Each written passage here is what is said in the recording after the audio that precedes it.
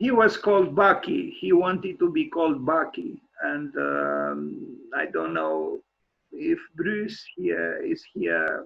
It would have been nice if he was here. I did send him an invitation, but maybe he didn't read it. It would have been nice to have an engineer with us, because Fuller was also an engineer, and his structures require some knowledge which I do not have. But we'll pay homage to him by looking at his work, and at least it will be something. Apparently, he was. I mean, he's considered a genius in a way, and I have a good relationship with the school where he studied in Illinois, in the United States, and maybe at some other time we can invite someone from there to tell us more about him. He also taught there, I think, the Southern Illinois Institute of something like this it is called. Anyway, a handsome man as a young man. So he was born in 1895.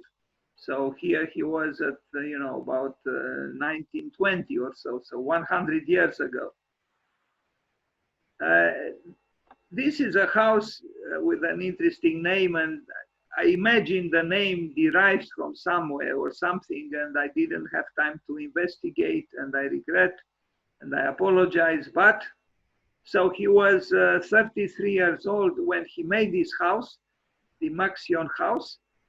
I kind of like, and I used to do this too, to write. It's actually very interesting. Maybe one day I will show you some of my very early projects which I did for competitions in Japan, where I also used writing the way he does here, because what you see there, that is actually a text, but a text that becomes almost like in illuminations, medieval illuminations, that there is a tension between the drawing and the words. And the words, I'm sure they describe something there, but it's impossible to read at the scale of the resolution of this drawing. So he was a dreamer, of course, an utopian, an utopist. This is him looking at a model of the house, a section of the house. So even by today's standards, Buckminster Fuller is considered a futurist, not that futurist of Marinetti and the Italians, but futurist in the sense of, foreseeing a certain future. And yeah, I'm not sure someone with a conventional architectural training would do something like this. Most surely not. But yeah, so he was many things. He was a designer, a writer, an engineer, an architect. He even designed cars, and Sir Norman Foster, he rebuilt his car, and you'll see it. You'll see the car, and you'll see Sir Norman Foster, quite proud of his achievement. Again, just like in the case of Ungers, I'm not an expert in Fuller. If I am an expert in something, it is in my attempt to not forget a certain significant history. This doesn't mean that I know it very well, but I have an immense desire to learn and to be able to make other people connect with that past. And Fuller is part of that past, maybe not too distant, but still a past which didn't pass, because I think he's still relevant, because I think we still need dreamers. I think we still need what is called visionaries. We need visions. We need visions for a better world. Sometimes those visions are wrong. Other times they are not. Many times they are not implemented. That's how life is. But I think it's important to continue to dream, because what is the alternative? And we have problems. We have, as you know, many problems to handle. So I think we do need idealists. And I totally believe that Stephen Hollow's right when he said, when he was asked, what do you recommend young architects and students? He said, remain idealistic. The soul needs the ideal more than the real. Now, not too many people talk about the soul, but it still exists. And apparently its weight is 28 grams. I read in a project by some Chinese architects that a project for some kind of vertical cemetery for a big metropolis. And apparently, when someone dies, the weight of that someone becomes deprived of 28 grams. And that person who made the project said, well, I guess that's the weight of the soul. Who knows? Anyway, back to the house, this futuristic house of I almost said Sir Buckminster Fuller, but he was not British. He didn't become a baron like Sir Norman Foster did. Well, he did also. He designed prefabricated bathrooms for this house too, but also independently of this house. I like the way he draws. It's like, I mean, I don't know if he himself with his hands did the drawing, but this way of dividing so many parts, you know, to describe so many parts of the I don't know, I guess the bathtub or the bathroom with numbers, it reminds me of old encyclopedias. This is the house, but we'll see more. He even lived in such a house with his wife. There are various prototypes, if I can call them so, built. The one he actually lived in had to be refurbished. And you would say, well, it's not a big house. No, it's not a big house. His idea was, this was a constant in his life, to do more with less.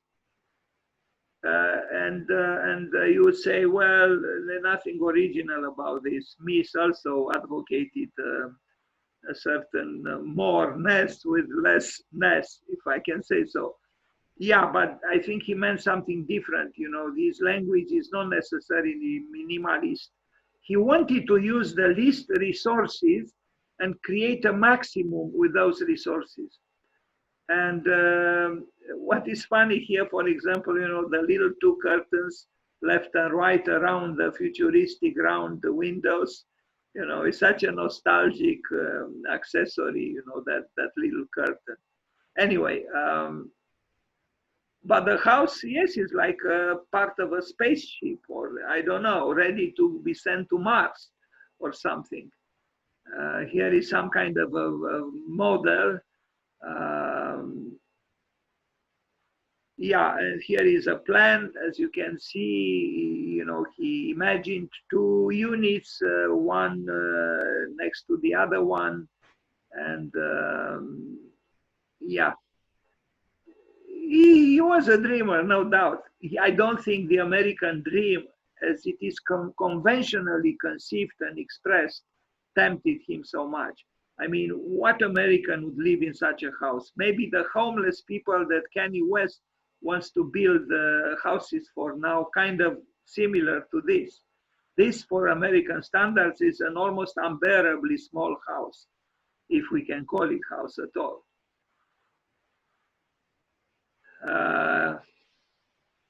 Yeah. You can tell this is not a man who received conventional training in architecture, because no architect would describe the specifics of elements, architectural elements in this way with numbers, and then have a legend somewhere, I guess. So in 1927, allow me to read you this because it's, I think, important. Fuller resolved to think independently, which included a commitment to the search for the principles governing the universe. Yes, he mentions the universe all the time, and help advance the evolution of humanity in accordance with them. By the way, he is considered now very relevant to the ecological movement and even to sustainability and so on.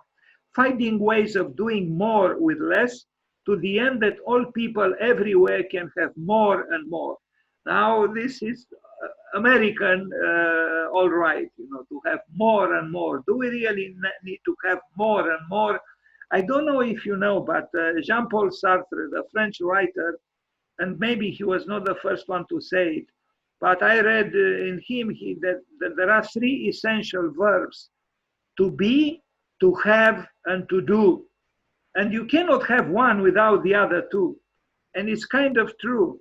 But I'm afraid in our time, in the present, and a certain past, recent past, we became obsessed with to have, less with to be, and yes, with to do, because in order to have, you have to do.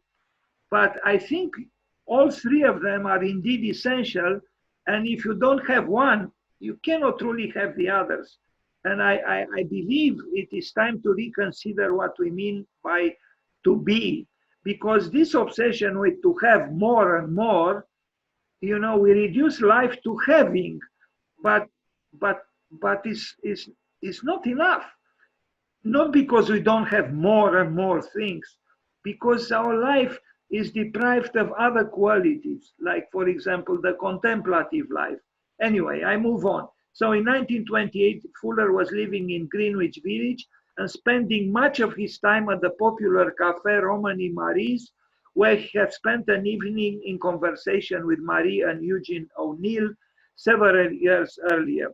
Fuller accepted a job decorating the interior of the cafe in exchange for meals, just like any poor artist, giving informal lectures several times a week.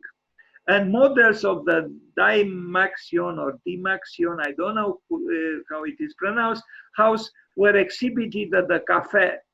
Isamu Noguchi arrived there during 1929. Konstantin Brâncuș, the sculptor, an old friend of Marie's, had directed Isamu Noguchi to the cafe, and Noguchi and Fuller were soon collaborating on several projects, including the modeling of the Dymaxion car based on recent work by Aurel Persu. Now, this text was not written by a Romanian, but there are two references to two Romanian people, Brâncuș and Aurel Persu, of whom I knew nothing. And I searched, and he was apparently the one that influenced and inspired Fuller with he got a patent in Germany. He was an engineer, a Romanian engineer who discovered something very interesting about the car of the future, to be aerodynamic. And I think I read something like this, that Aurel thought of the car of the future to be kind of, in terms of shape, kind of like a tear, if I remember correctly. Anyway, it's very interesting, all of this. And you see now their house, where he lived with his wife. It's a variation of the houses that we saw before. Those houses had been used also as prototypes in the army, and you will see them. So he didn't live very differently from what he was advocating to other people. In other words, he didn't live with his wife in a castle and promoted for other people that futuristic cell, or how to call it. But again, I am seduced by these drawings, because I used to do exactly this and I almost feel tempted now to show you some of my works done in this way, where the words and the drawing were both searching in a way through their distinct means for the same thing. I don't know if Fuller did quite that, but I like the way the drawing becomes part of the graphics. And I think it's interesting, this. Yes. But very detailed. I mean, this was a sensitive engineer. It was an engineer with aesthetical aspirations, obviously. Interesting drawings. And we don't do this any longer. But this drawing actually is pleasant to look at, although it is, you would say, a working drawing. But you can put it on the wall. It's sensitive and I would say it's nice. Okay, and now we are inside the house. I don't know about the chair. I don't think that's a Buckminster Fuller, but it's interesting, you know. Yes, it seems deserted. It seems something is wrong here, but I like the roof, which becomes a wall, you know, and it has character, you know. It's some kind of a modernistic Gothic structure in a way. And here they are, the engineer with his wife. You know, once they furnished the space, you know, it looks human. Okay, now I don't know what these people are doing here. I did read that the house, the very house where they lived, had to be refurbished and repaired and all the rest. Here is the gentleman with a, you know, he has a vest. He's has British aspirations in a way. Okay, interesting man. Bucky, unfortunately, he proposed that cupola over Manhattan, which I have troubles to accept, but will arrive there. You see, the resurrection of Richard was his first name actually, Richard Buckminster Fuller, and Anne Hewlett Fuller's dome home in Carbondale, Illinois. Yeah, there is a book about it, of course. What a difference now between the house on the right and the house where they lived. And yes, it's a modest house. It's not a large house. Now here are the American soldiers with Dimaction's pavilions all around them. You know, I don't know. Would such houses make better soldiers, or maybe we don't need better soldiers? Period. We don't need soldiers actually. But what can we do? We human beings like to kill each other, so I guess we need soldiers. But I imagine such designed and futuristic, you know, houses for the soldiers would make them a little bit idealistic themselves. But maybe that's not a good thing to have idealistic soldiers. I don't know. Now the Wichita House, which is also Dimaxion House, I pronounce well, from 1946, so immediately after the war. He was considered by the New York Times the mad scientist, the mad inventor, you know. But the mad inventor also created a very big exhibition place at the Montreal exhibition, international exhibition for the United States, and did other interesting things. You'll see two projects by him. Well, only one I found, the tower in for Tokyo, and he didn't win. But look at the house and look at the car. You know, I like the car, but the car is not really futuristic seen from today. But the house is still out of this world. It's still, you know, more appropriate perhaps for Mars. Unless you are homeless and Kanye West builds one for you, kind of similar, but small. Anyway, now he designed the car that I mentioned, and you'll see the proud Sir Norman Foster. I actually like this about Sir Norman Foster, that he took time, and of course he invested to recreate the car done by Buckminster Fuller. Out of love for Buckminster Fuller, apparently Sir Norman Foster was influenced by Buckminster Fuller. Maybe he even knew him. I don't know, but yeah, it was a sign of affection from Norman Foster. This is the car, not bad at all. It's much more futuristic than what is being built even today. And you see here Bucky Fuller, the grandfather of green. So I imagine it's not just about the color of the car, but because I know that Fuller had sustainable interests or ecological interests. So maybe this car didn't consume a lot of gas, or I don't know. But I don't think it's without a reason that he's called the grandfather of green. Because, as I said, his main interest was to create more with less. So in that sense, he probably is very relevant for us today. That is, if we learn more from him than I just did.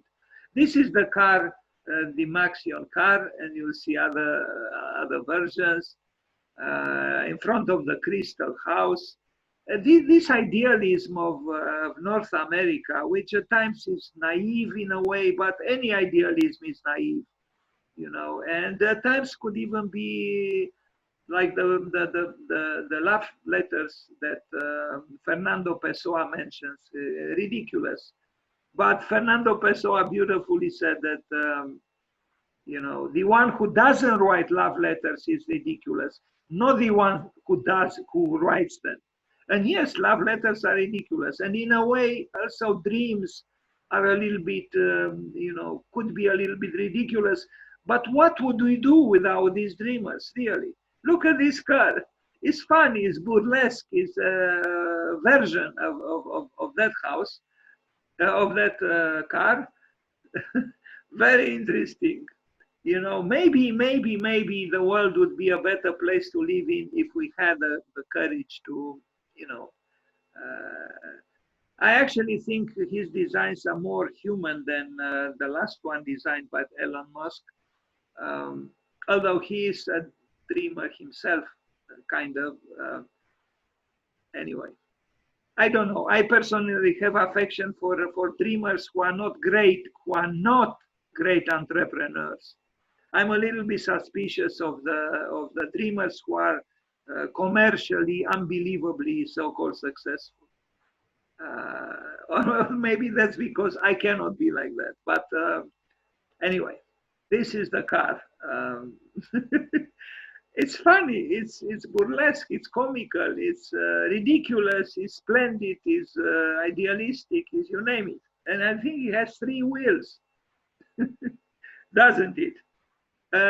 Maybe you know that Frank Lloyd Wright also envisioned those 10 years, hard years, when America wouldn't give him commissions because he ran over the ocean with someone's wife.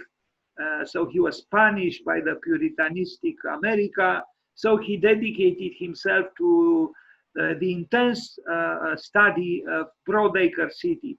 And his drawings for Broadacre City are filled with cars with 3 wheels. Very futuristic, as opposed to the cars drawn by Le Corbusier, which were always, from another time.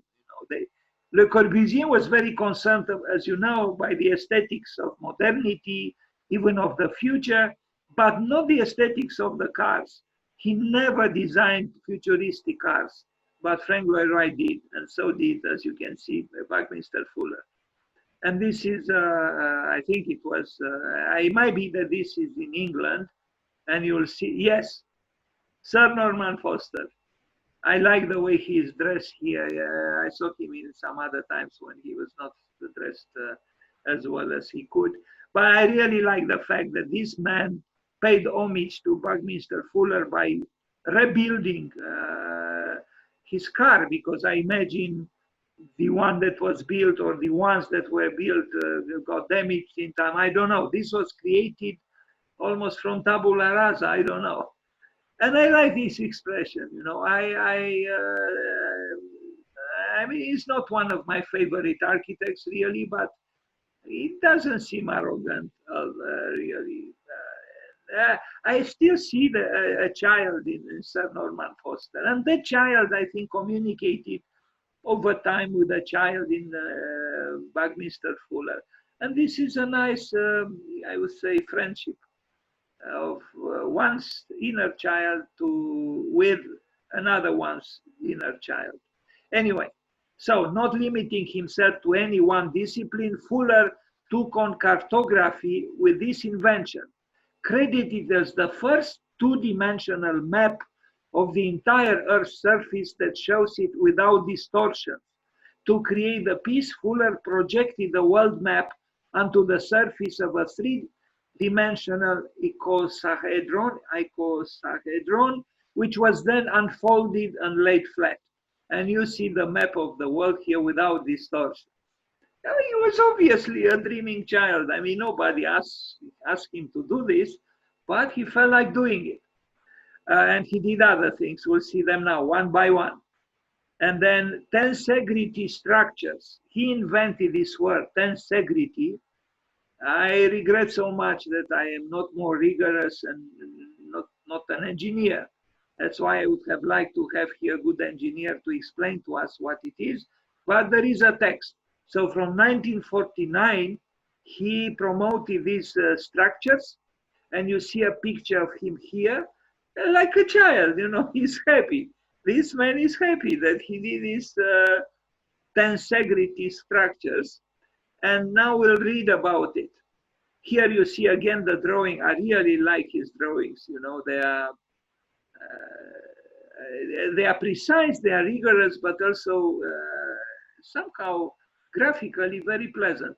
So through his extensive research, inventions, and structural experiments, Buckminster Fuller created the term tensegrity to describe self-tensioning structures composed of rigid structures and cables, with forces of traction and compression which form an integrated whole.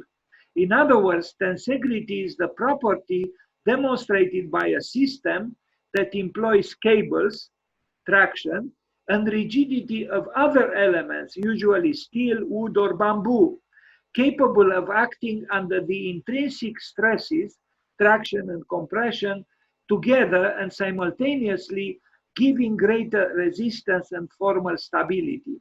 It creates an interconnected structure that works biologically like muscles and bones, where one element strengthens the other. For Georgia Victor, I don't know who that person is, it is used today to explain the organization of the elements that make up living beings according to the characteristics of their geometry. This spatial organization forms a continuous field of tensions and compressions in constant equilibrium in a game of tensions with the force of gravity. And here we see a picture of this structure. We'll see a few more. In general, the system works by joining opposing forces, and according to Fuller, is the structural basis of nature, capable of, with a minimum of elements, forming a strong structure. American contemporary sculptor Kenneth Snelson, a former student of Buckminster Fuller's, played an essential role in the development of the structural system, working with pieces composed of rigid and flexible components. And we see here another picture. And yes, you can tell there is a degree of freedom here, which results, I think, from the presence of the flexible elements. So there are rigid elements and flexible elements. Snelson's work that best embodies the system is the Needle Tower, a sculpture created in 1968 measuring 18 meters high, 18 wide, and 5.42 meters long, that allow Fuller to theoretically develop the idea from tensile integrity analysis. The geodesic dome designed by the architect already hinted towards the notion of the tensile structures in 1988, despite the difficulties met in the assembly process of the prototype, which stood only for a few minutes. So this is the tower that is described here, 18 meters high, remarkable. And so this was done not by Fuller, but by his student, that sculptor.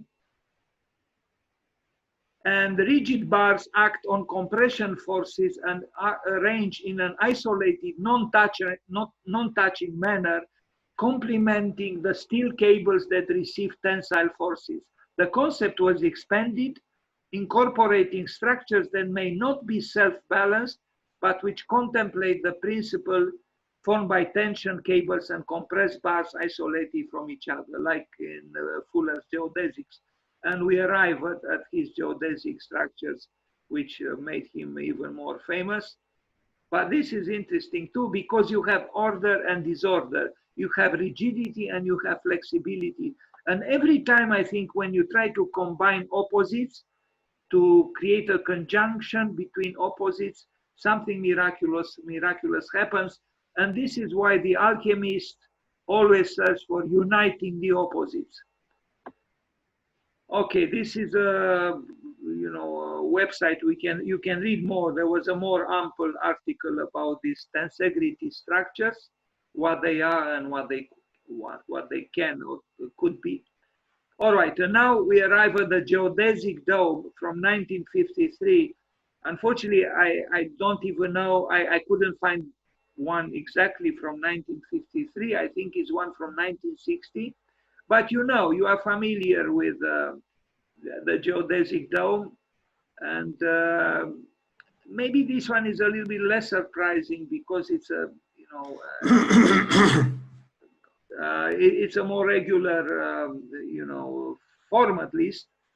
Although the structure is done with a minimum of means, and this was his attempt all along to create more with less.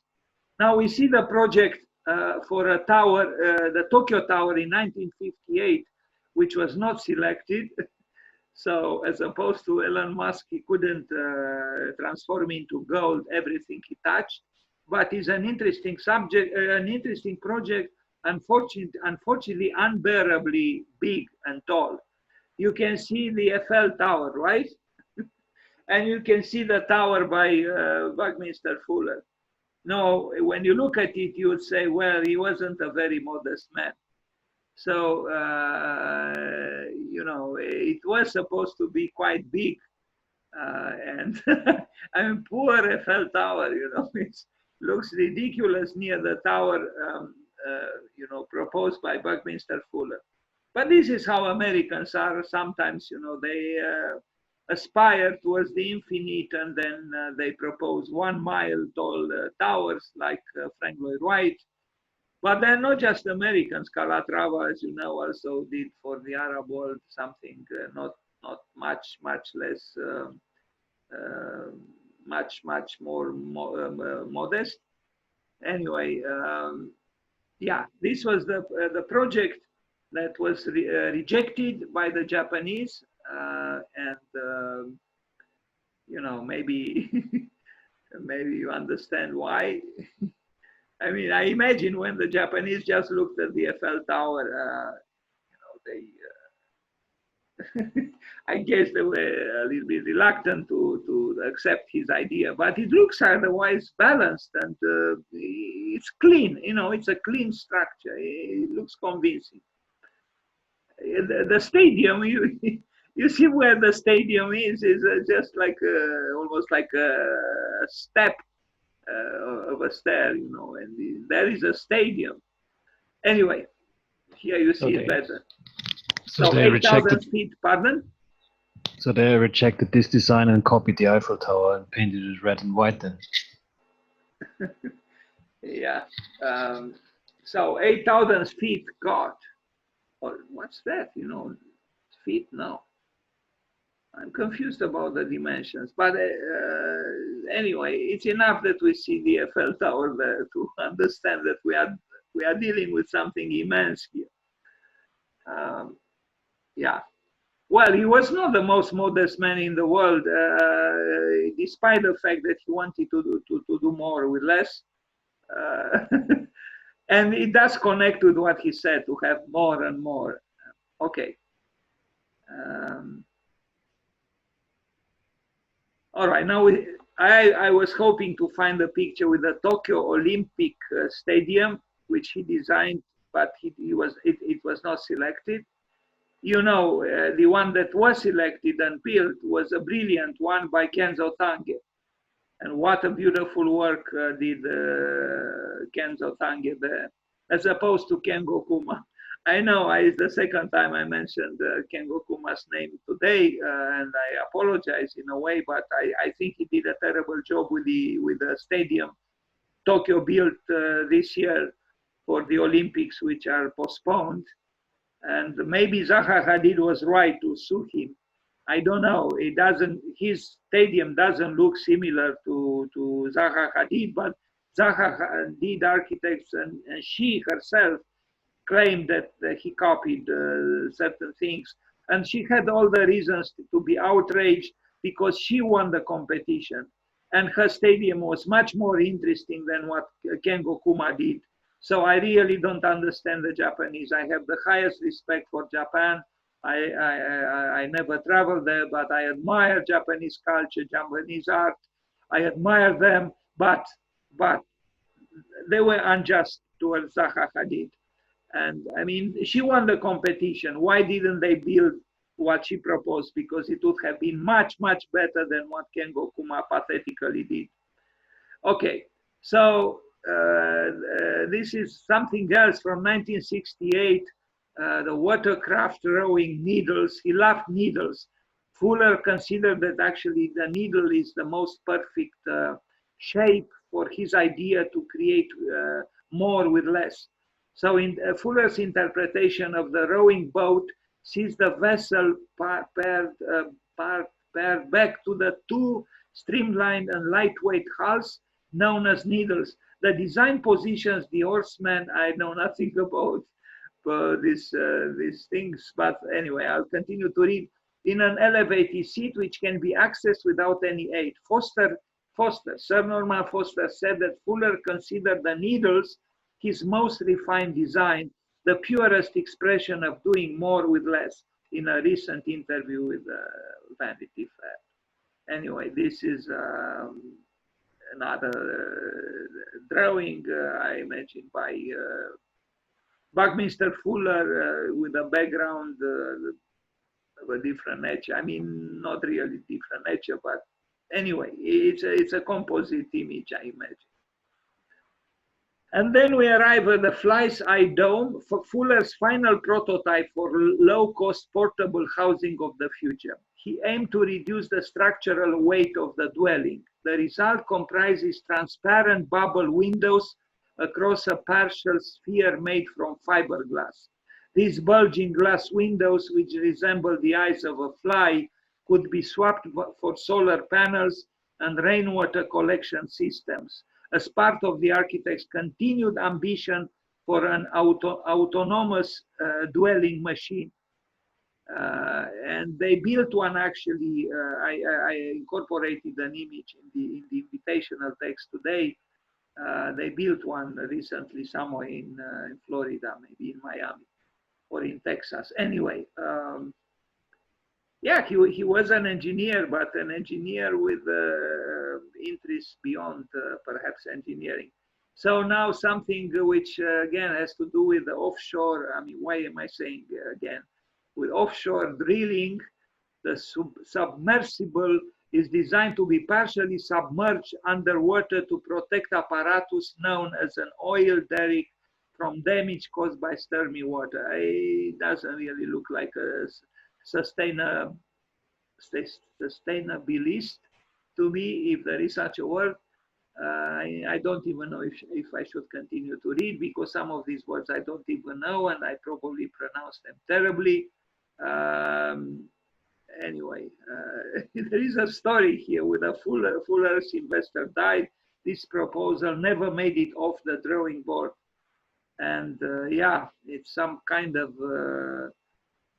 complex structure having to do with drilling, bringing more oil to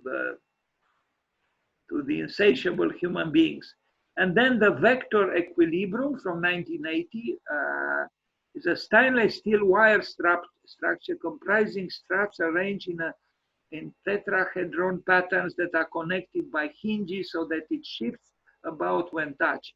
It is one of the most fascinating kinetic sculptures in the exhibition. Eduard Sella, who curated the upcoming Los Angeles exhibition, Specifically, the sculpture using an interconnected twisting, contracting, inside outing. I like this inside outing dynamic action that allows for the fixed structural system to achieve the closest packed unit radius. Yeah.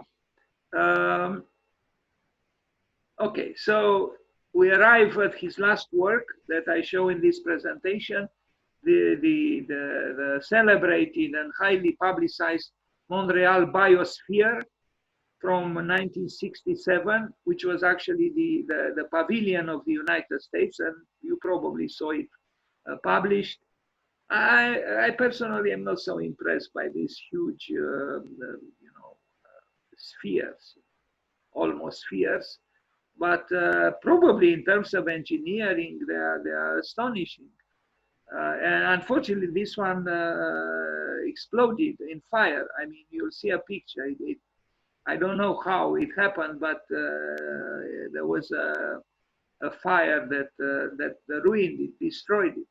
Maybe in terms of, I mean, not maybe, its dimensions and the thinness of the structural elements is almost embroidered the structure.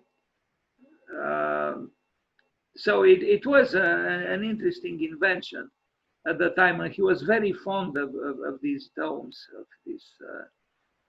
He would have liked, I think, to cover the whole world with it. And he made a proposal for Manhattan, and you'll see it. It will be the last thing that I will show. That tree looks so photogenic somehow, with red leaves. And anyway,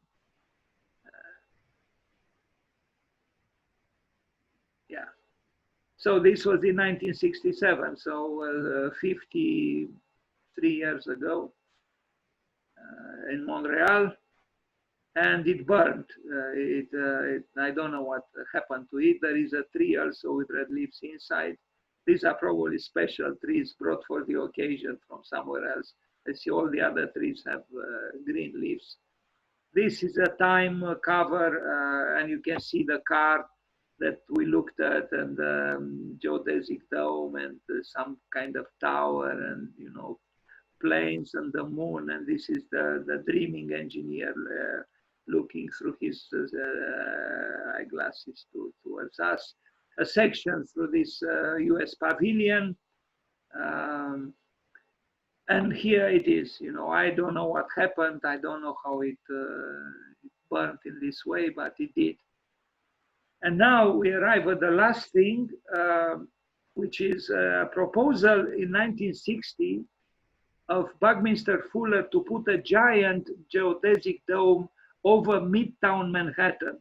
The purpose of the dome was to regulate the weather and reduce air pollution. You would say that something like this would be beneficial today, since we have climate change and a lot of pollution. I'm not very sure about the pollution, how he would control it, because it would still be an enclosed space. But he believed that this is something worthy of being done. For, I don't know, 60, let's see, the dome running from 62nd Street down to 22nd Street. So for 40 streets was a mile high and 1.8 miles across. So almost 3 kilometers. Can you believe it? According to the biographer, its skin would consist of wire reinforced one-way vision, shatterproof glass, mist plated with aluminum to cut sun glare while admitting light. From the outside, it would look like a great glittering hemispheric mirror, while from the inside, its structural elements would be as invisible as the wires of a screened porch.